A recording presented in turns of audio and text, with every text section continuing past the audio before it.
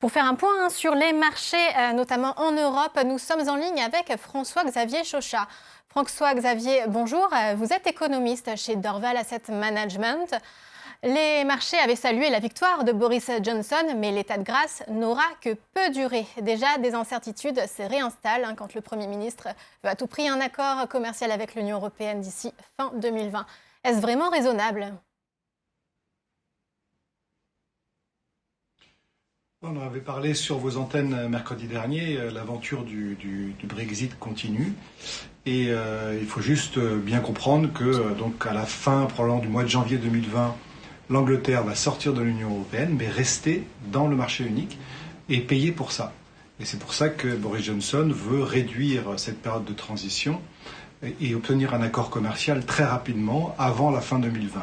Michel Barnier, le commissaire européen, avait dit qu'il fallait au moins 2-3 ans pour négocier produit par produit, service par service. Donc on rentre dans une période relativement complexe.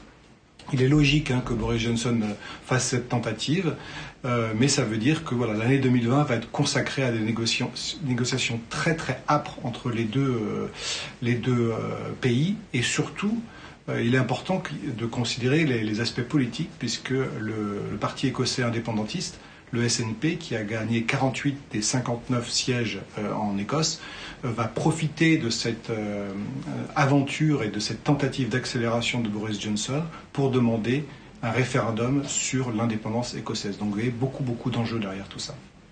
Dans la guerre sino-américaine, l'accord partiel devrait mettre fin à l'escalade des droits de douane et impliquer de nouveaux échanges de marchandises, même si on attend encore les chiffres. Mais est-ce que ça peut continuer à stimuler les marchés encore longtemps ?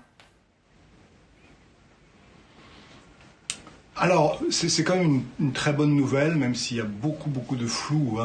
L'administration américaine promet des centaines de milliards d'exportations vers la Chine qui n'auront pas lieu, donc il y a beaucoup d'extravagance.